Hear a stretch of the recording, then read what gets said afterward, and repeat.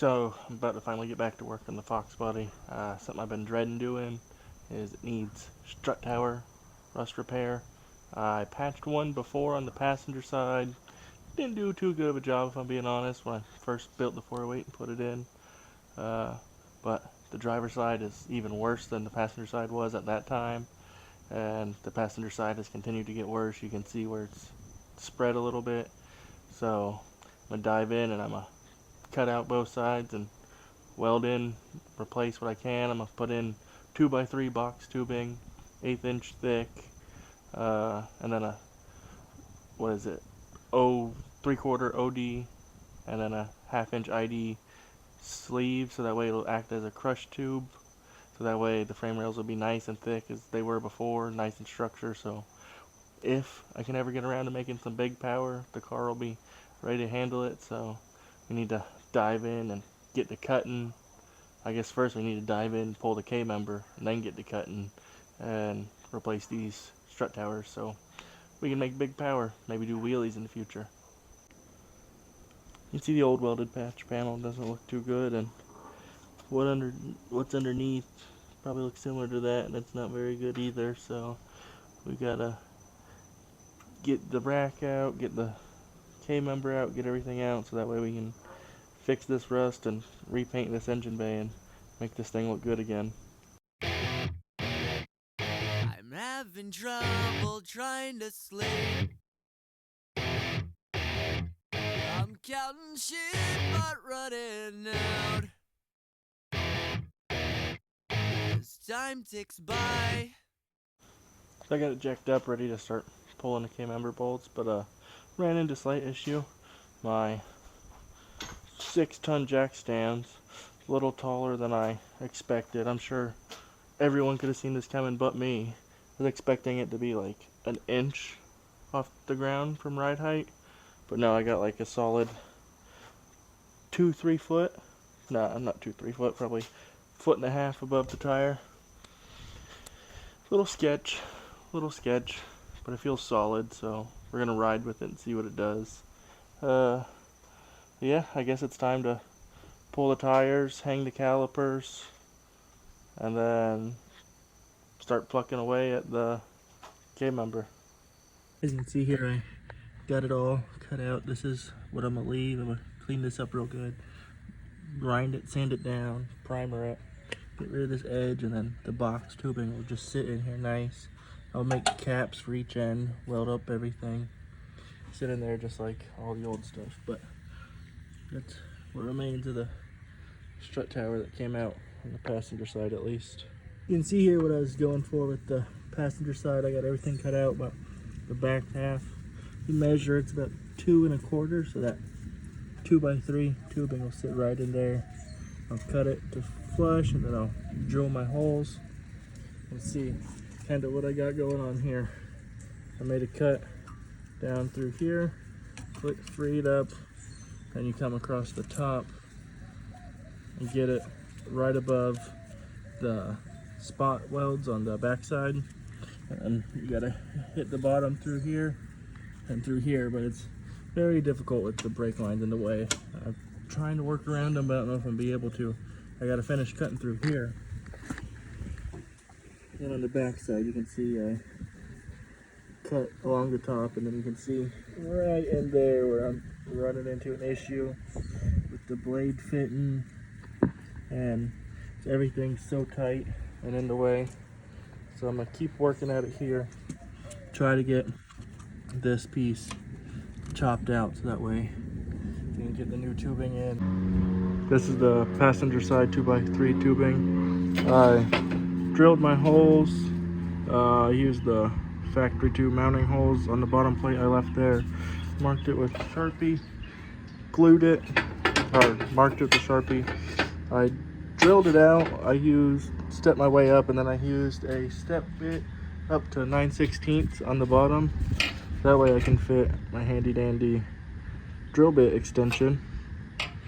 And I put a small drill bit, I had the 9/16 drill bit through here, hammered it to mark the holes. This bed guy fit down in there. Let me start the holes on the top side. So now I got holes straight across, up and down. I got 2 inches and 3/4 marked on this 3/4 pipe. That is the inside of this, so it'll slide in. I'm gonna cut it with a die grinder. I tried to use the chop saw down there, but it just made so much heat before and it just melted through and made a mess. I found the die grinder is a lot easier to use to try to cut through it. So that's what we're gonna go ahead and do and chop 2 of these out. Still I try. No rest for cross chops in my mind. On my own, here we go.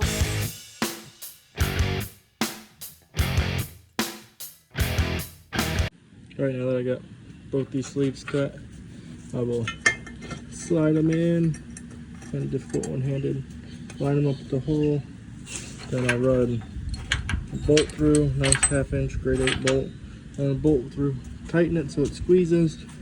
And then I'll come in and weld the bottom around where I can reach, and then same with the top. And I should have the sleeves nice and centered and good to go. So My eyes feel like they're gonna bleed. Right up and bulging out my skull. My mouth is dry. My face is numb. Fucked up. you can see here how I got the bolt ran through, everything tightened up, squeezed. So now I'm gonna come in here and hit this with a little bit of weld all the way around I can. Same with this side, and flip it over and do this one the same way, and we should be good to go. Spun out in my room. On my own, here we go.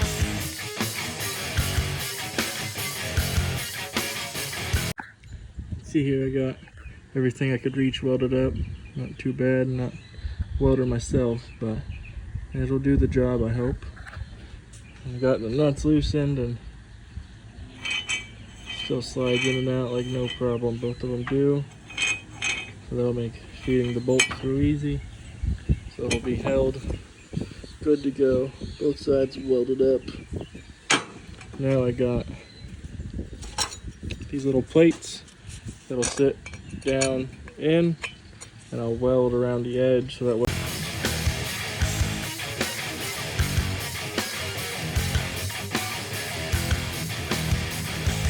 My mind is set on overdrive.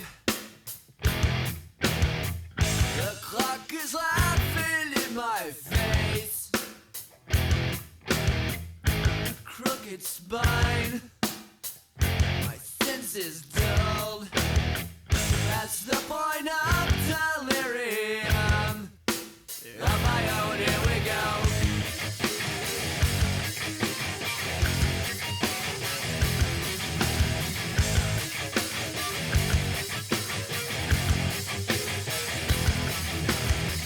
My eyes feel like they're gonna bleed. Right up and bulging out my skull. My mouth is dry. Face is numb. Fucked up and spun out in my room. On my own, here we go.